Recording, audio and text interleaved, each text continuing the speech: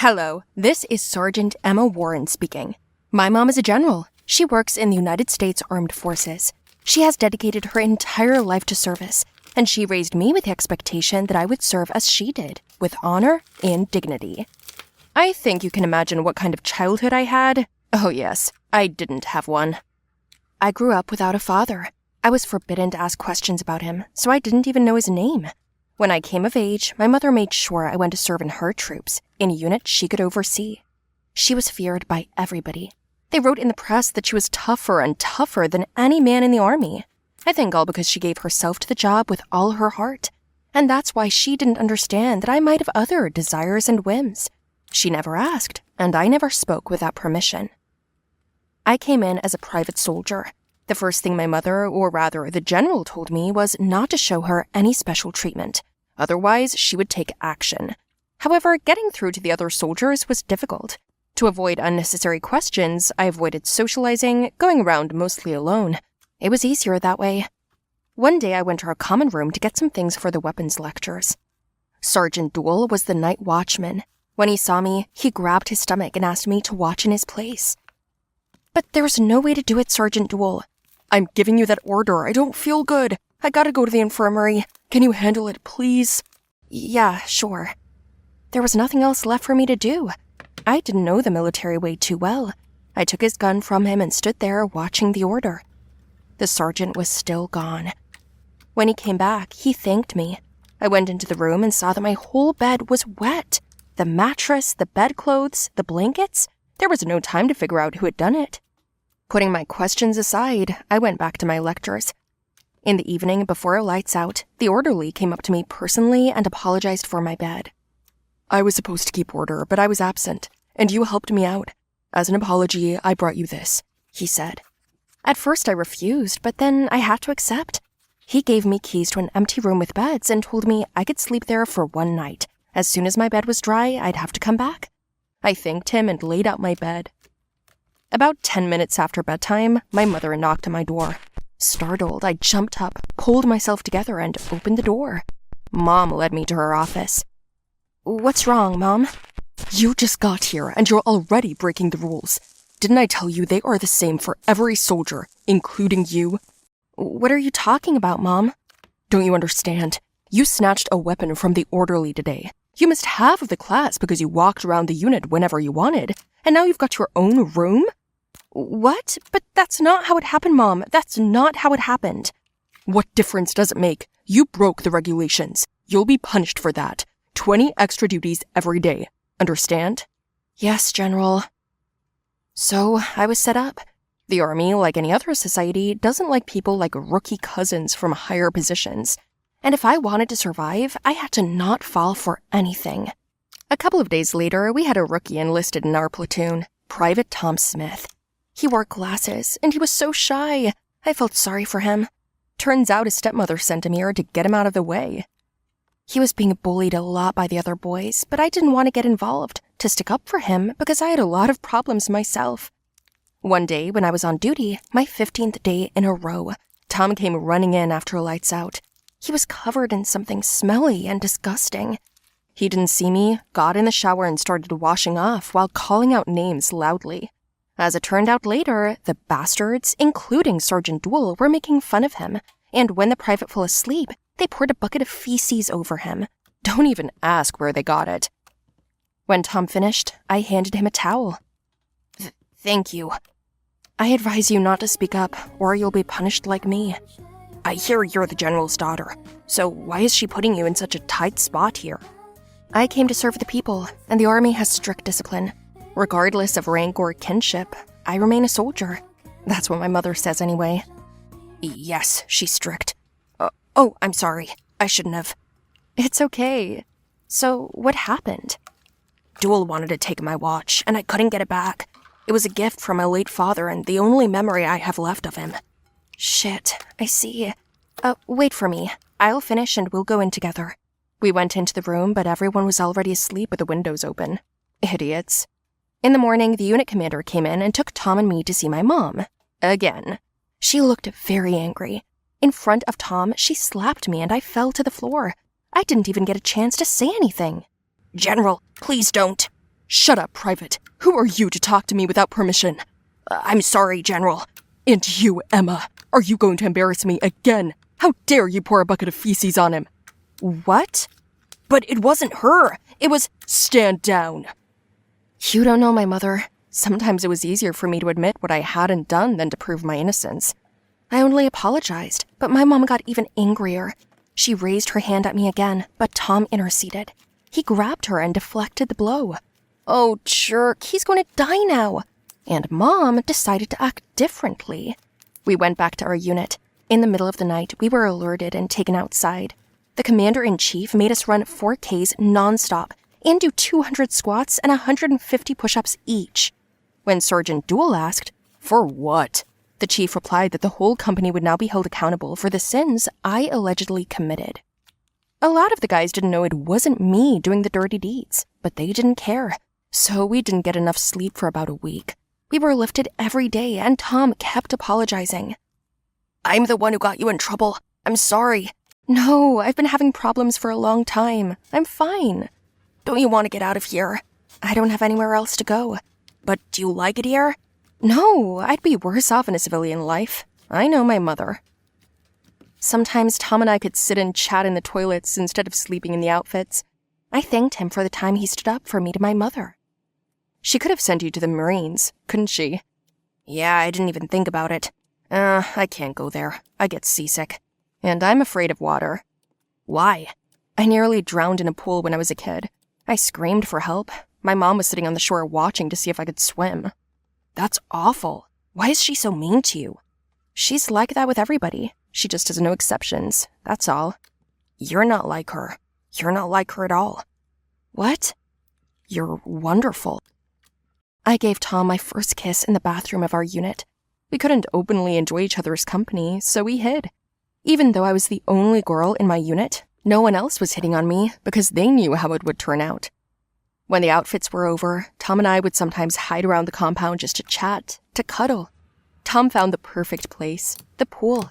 No one went in there, so we could sit there and talk. On one of those dates, my mother and her commander rumbled in. Tom and I were heartbroken. Mom, you've got it all wrong. Shut up. Private Tom, you violated regulations. As punishment, I'm sending you to the Marines. You leave tomorrow at dawn. No, Mom, he can't go there. And you obnoxious girl. Mom came up to me and kicked me, and I fell right into the water.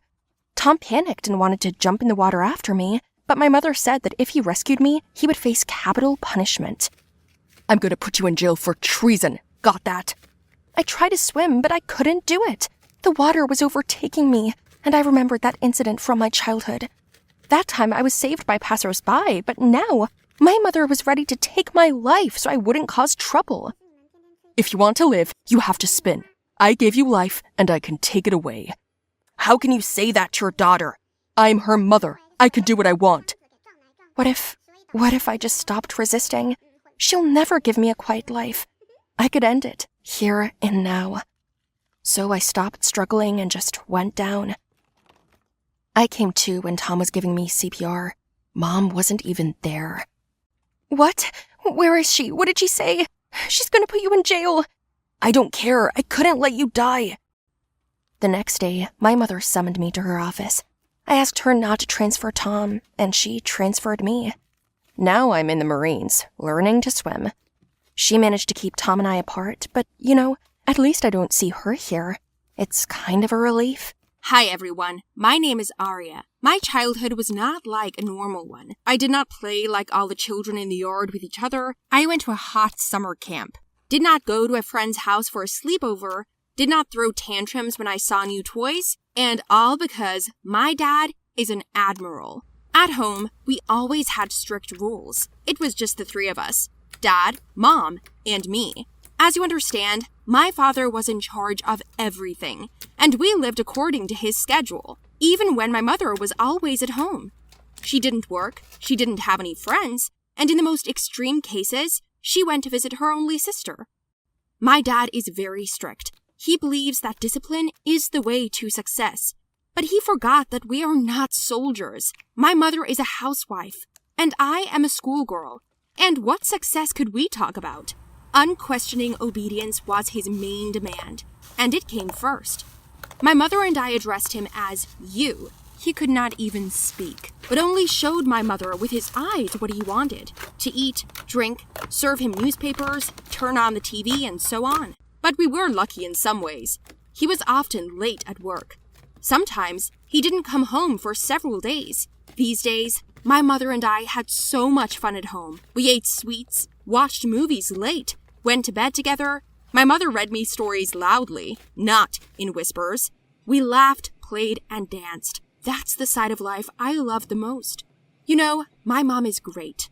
She fell in love with father and married him when he was very young. My mother often remembered what my father was like when he was only a sergeant. I can't believe it, but from her words, there was no nicer person. She told me that my father ran after her, took care of her as best he could, loved her up to her ears, against the wishes of my grandmother, married my mother, and they had a daughter, me. My mother says that my father adored me. He always carried me in his arms. He spent the money he earned on toys, bought my mother things, jewelry. They did not need anything. And then, when my father was promoted to admiral, something started happening to him. He became withdrawn, service-mad, greedy, angry. I started coming home late and very nervous.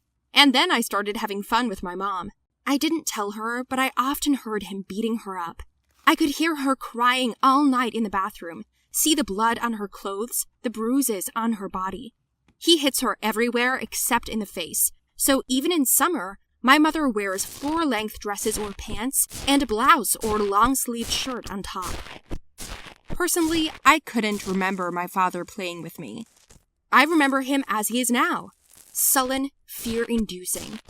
I knew that my mother's memories of him were completely different, but it didn't help at all to bring back the old man, the sergeant. Once I even suggested that my mother and I run away together, but she was intimidated. I don't know what father told her, but it obviously worked. She dreaded the thought of leaving. If I leave, he will find me, and then, my mother always said, but she never finished the sentence. I could feel her anxiety and self-doubt, but I had to do something about it. I had to help her and myself, because I didn't have the strength to live in such a nightmare anymore. I decided to talk to her again and again, again and again. It must have lasted more than a week. Every day, I started talking about how living with a tyrant is the worst fate, that leaving doesn't mean disgracing yourself, but saving yourself. My mother was crying. I saw how she wanted to leave and couldn't. She was scared, but not me.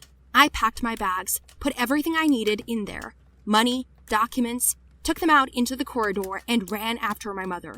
I persuaded her to get up and go out the door. The main thing is to start. She went down the stairs and froze. My father was standing in the doorway. He looked at the bag, silently kicked it to the side, motioned for my mother to go to the bedroom, and told me to go to the kitchen. I was sitting on the ground floor behind the kitchen table and heard from the bedroom my mom's sobs and falling furniture. In all my years, I have clearly distinguished the sound of how my father punches my mother in the head, kicks her in the stomach, legs, hands, hits her head on the wall. She tried not to scream so as not to frighten me, but it didn't frighten me. I was used to it. And over time, she became angry. I picked up a knife from the kitchen and went upstairs to find my father yelling at her. He shouted that she would never leave him, and if she did, he would find us, take the child from her, and grind her to powder. My mother begged him to forgive her. She took it upon herself to try to escape. I stood and watched him. A monster. This is not a person. When he grabbed my mother by the throat and started choking her, I ran up behind him and stabbed him. I hit him in the shoulder. He screamed, more out of surprise, I think. Then he swung to hit me. But at that moment, my mother hit him on the head with a vase, and he lost consciousness. She was shaking with fear. We ran downstairs, grabbed our bags, and started running. We understood that my father had very strong connections in law enforcement, and most likely, when he wakes up, he will connect everyone to find us. So we didn't have much time.